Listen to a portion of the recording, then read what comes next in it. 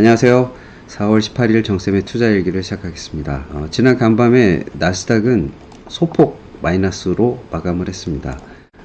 트럼프가 중국과의 협상이 잘 될 것 같다라든지 아니면 또 파월 의장은 이제 그만둬야 될 것 같다라는 이런 위협적인 발언을 했음에도 불구하고 그렇게 별반 반응하지 않는 그런 모습으로 끝냈고, 다음날 휴장이기 때문에 아마 거래가 한산했던 것으로 보입니다. 하지만 한국 시장은 오늘 미국과는 다르게 상승하는 모습으로 마감을 했습니다. 코스피 기준으로 0.5% 상승했고요. 아시아 증시도 강한 모습을 보이는데 일본과 홍콩 등 주요 아시아 증시들이 대부분 강한 모습을 보였습니다. 좀 전에 말씀드렸던 것처럼 오늘 미국 시장이 열리지 않기 때문에 새로운 리스크가, 불안한 요소가 나오지 않을 것 같다라는 안도감 때문이었던 것 같기도 하고, 또 한편으로는 트럼프나 미국 행정부가 어떠한 발언이나 행동을 하더라도 이제 조금 무뎌져가는 심리적인 안정감을 찾는 그런 상황이 아닌가라는 생각이 들고 있습니다. 그런 모습은 이미 독일이나 어떤 유럽 증시들이 먼저 보여주기 시작했었고요. 이제 아시아 전반적으로도 그렇게 과민하게 영향받지는 않는 것 같습니다. 오늘 투자일기를 생각하면서 미국이 최근에 이런 정책들을 계속 끊임없이 압박적으로 내놓고 있는데, 이런 것들을 보면서 이거 너무 좀 심한 거 아니냐 이런 생각을 많이 하게 되고요. 여러분들도 아마 그런 생각을 하실 것 같아요. 거의 불량배 같은 느낌도 받기도 하고 너무하는데 라는 생각을 하기도 하는데요. 트럼프 지지율이 취임 100일 이내 역대 최저로 이제 급락하고 있고, 1기 때보다 더 빠른 속도로 지지율이 내려가고 있고, 미국에서도 반트럼프 이런 시위들이 확산되고 있고, 또 전 세계적으로도 반미, 반트럼프 이런 운동들이 보여지고 있습니다. 이런 것들을 보면은 저만 또 이렇게 이거 너무하는 거 아니냐 생각이 드는 건 아닐 것 같아요. 저는 갑자기 이런 상황을 보면서 강자한테 좀 시달리던 상황들, 제가 이렇게 시달렸던 건 아니지만, 예를 들면 동네 불량배가 저쪽에 있기 때문에 이렇게 한참을 돌아갔다라든지 이런 것들이 막 주마등처럼 스쳐 지나갔습니다. 그러면서 제가 한 가지 생각이 든 것이, 제가 많은 지인들에게 투자와 또 인간관계에 대해서 연결해서 주식 투자를 쉽게 설명하기 위해서 인문학적인 방법을 갖다가 쓰면서 설명을 합니다. 그러니까 특히 제일 어려운 것이 투자하실 때 손절 아니겠습니까?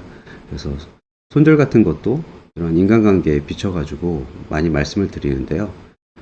그 중에서 우리가 가장 경계해야 될 대상이 아마 소시오패스나 나르시스트가 아닐까 생각을 합니다. 인지심리학자들, 특히 김경일 교수님 같이 유명하신 분들이 강의한 내용들이 유튜브에 많이 있는데, 이런 것들을 보면 한국에도 소시오패스는 한 4% 정도 된다라고 말씀을 하시고, 나르시스트는 더 알 수가 없는데 더 위험하고 더 많이 있는 수가 있다 이렇게 얘기를 합니다.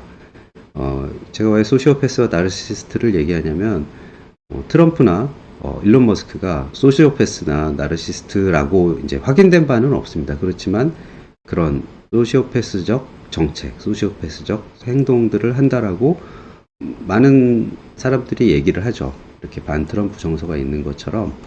그래서 제가 생각했던 이런 인지심리학적인 측면을 투자에 연결해서 생각하는 부분에 있어서, 우리가 나르시스트나 소시오패스에 대해서 좀 알고 거기에 대해서 어떻게 행동하는 게 바른가라는 이야기들을 제가 공부했던 것이 있어서 여러분께 나누려고 이렇게 준비를 했습니다.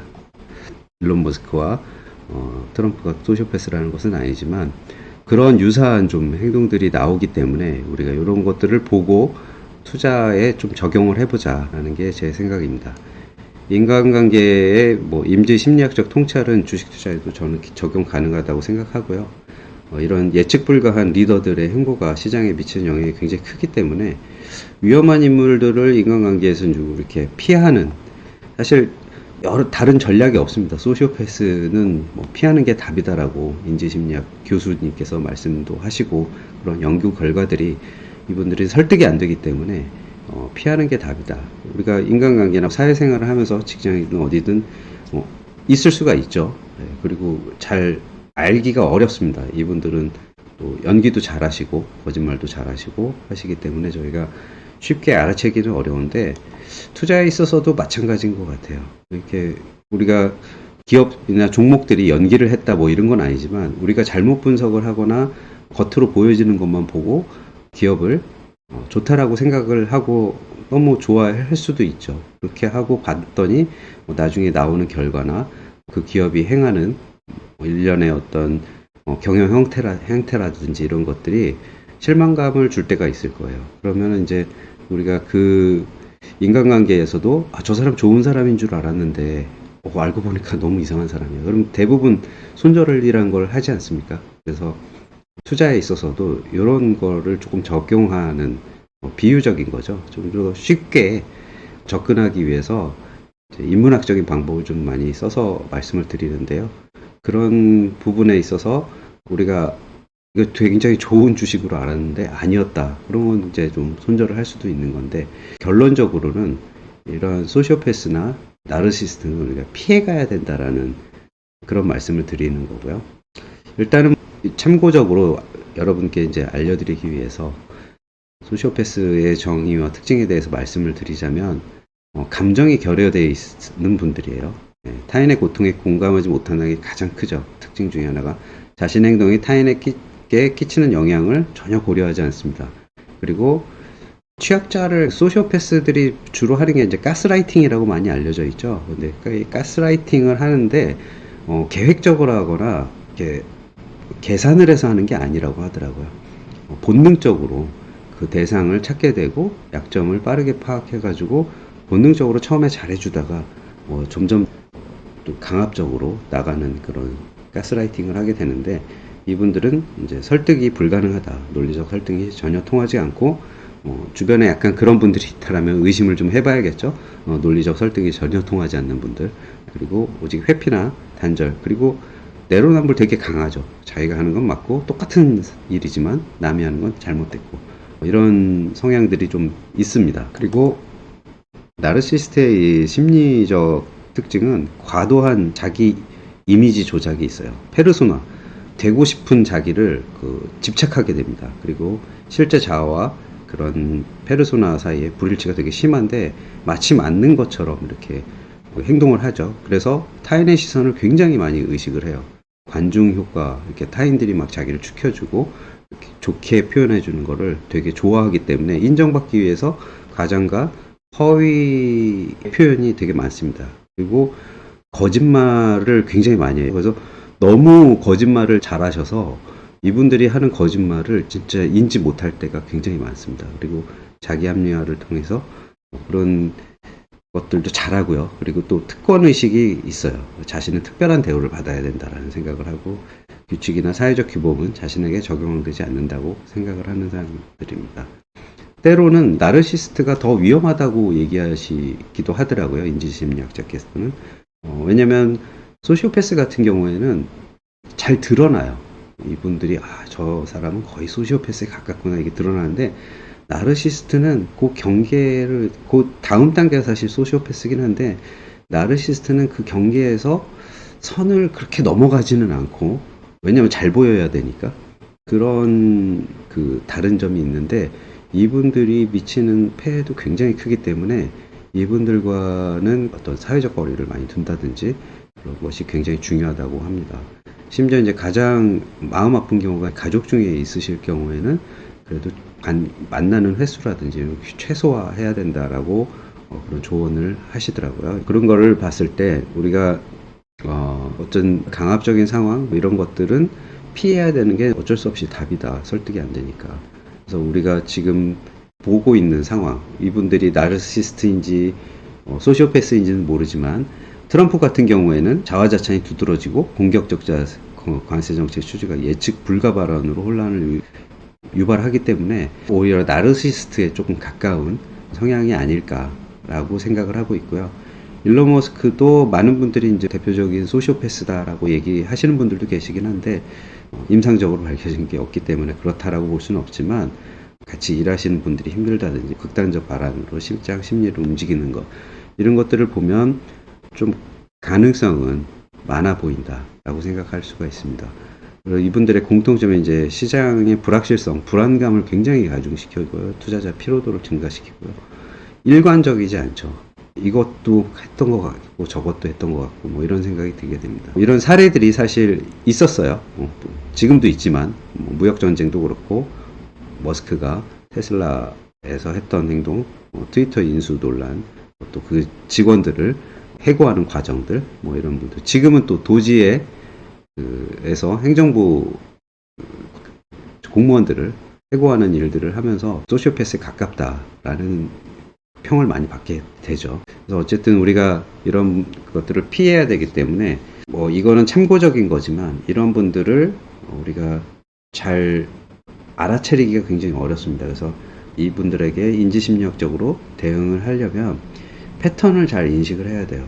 행동 패턴을 조기에 좀 식별을 하고 관계를 단절하고 이렇게 해야 되는데 우리가 이걸 투자에 적용하자 한다고 생각하면 이런 패턴에 의해서 벌어지는 정책들 이런 것에 의해서 영향받는 종목들이 있다면 우리가 일시적이라도 이분들이 뭐 영원히 집권하는 건 아니니까 이런 환경 하에서는 투자 종목을 좀 손절하면서 좀 멀어지는 아까 불량배가 있으면 좀 돌아가고 제가 그랬던 것처럼 또 소시오패스나 나르시스트는 관계를 좀 멀리 하려고 노력하는 뭐 이런 것들처럼 이런 정책이나 그 기업들이 그렇다는 건 아니고요. 그 기업들이 어쨌든 이런 분들이 하는 정책에 의해서 영향을 받아서 피해를 보고 있기 때문에 결국에는 회사가 직접적인 피해도 보기는 보겠지만 더 큰 피해는 이걸 투자하는 분들이 피해를 보거든요. 그래서 이런 피해를 덜 받으려면 이런 종목들에서 우리가 그런 분들을 멀리 하듯이 종목들도 이 시기에는 조금 멀리 해야 되지 않나. 그리고 대체로 다른 이분들과 무관한 이분들이 정책을 피거나 이분들이 어떤 행동을 하더라도 무관한 그런 종목들로 대안을 모색해야 되지 않을까 생각이 듭니다. 당분간 그래서 이제 회피해야 될 종목으로 예시를 제가 테슬라와 뭐 엔비디아를 했는데요. 이건 진짜 예시고요. 이런 시기에 급락을 했기 때문에 좀 기회가 될 수도 있지만 지금 어쨌든 테슬라는 일론 머스크가 소유하고 있는 기업이기 때문에 또 더 그렇다는 생각이 들고요. 엔비디아는 억울하지만 직접적인 어떤 규제의 대상이 되고 있기 때문에 일부라도 어느 정도라도 손절을 하고 이런 소시오패스적 정책들이 좀 잠잠해지는 그런 때에 다시 보시는 게 어떨까라는 생각이 들고요. 그럼 팔고 나서 현금 갖고 있는 건 아니고요. 대안적으로 그런 분들과 좀 관련이 적은 넷플릭스나 마이크로소프트나 구글도 이게 회사가 될 수 있고요. 메타도 그런 회사가 될 수 있을 것 같아요. 그리고 통신 쪽에서는 AT&T나 뭐 버라이즌 여기에 이제 제가 예를 든 종목들은 대부분 다 미국 종목들입니다. 한국에 영향을 받는 종목들은 또 그런 종목들도 조금은 회피해야 되지. 어쨌든 삼성전자, 하이닉스는 지금 반도체 기업들은 영향을 받고 있기 때문에 좀 대체하는 방법을 쓰시는 게 어떨까 하는 생각을 하고 있습니다. 이 소시오패스 정책에 아까 말씀드렸던 것하고 되게 비슷해요. 근데 이거는 그냥 하나의 방법, 감정을 좀 분리하고 그런 기록들을 해놔서 정확하게 분석하려고 좀 노력을 하고 냉정하게 보려고 해야 된다라는 거죠. 그리고 이런 나만의 생각에 빠지지 않게 커뮤니티를 활용을 하시고요.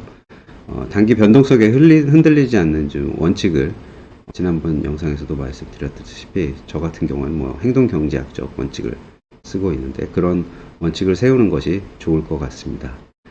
투자와 이런 인간관계의 통합적인 접근은 투자가 그 심리적 요인에 한 87% 받는다고 해요. 투자 실패의 대부분 심리적 요인에서 기인한다고 하는데 그때도 말씀드렸지만 공포와 탐욕 이것이 투자를 어렵게 하는 큰 요소 중에 하나죠. 그렇기 때문에 우리가 심리적인 안정이 되게 필요하다라고 생각합니다. 그리고 정신적으로 안정을 위한 투자 기간을 길게 가져가야 정신적으로 좀 안정을 취할 수가 있습니다. 그래서 투자하실 때 단기로 보고 하시는 것보다는 장기적 어떤 전략을 갖고 하시고, 아까 말씀드린 지금은 소시오패스적 정책들이 난무하고 있으니까 이런 시기에 이걸 좀 피해가야 된다. 이런 포트폴리오는 좀 피했으면 좋겠다 하는 거는 일종의 전술적인 거죠. 그 장기적 전략 중 가운데서 전술적으로 활용을 해보시는 게 어떨까 하는 생각을 했고요. 정책 불확실성이 시장 변동성에 기여한 비중이 25% 그런데 최근에 굉장히 컸습니다. 거의 75% 이상이었던 것 같고요. 이렇게 결론적으로 다시 말씀드리지만 인간관계에서 우리가 위험한 사람을 피하듯이 불확실성을 만드는 인물 중심의 어떤 그런 영향을 받는 종목들을 좀 피하고 장기적으로 지치지 않는 투자를 위해서 냉정하고 분석적인 이런 안정적인 심리 안정이 필요하다라는 생각이 들어서 이런 말씀을 드렸습니다. 오늘 정쌤의 투자일기는 여기서 마치겠습니다. 감사합니다.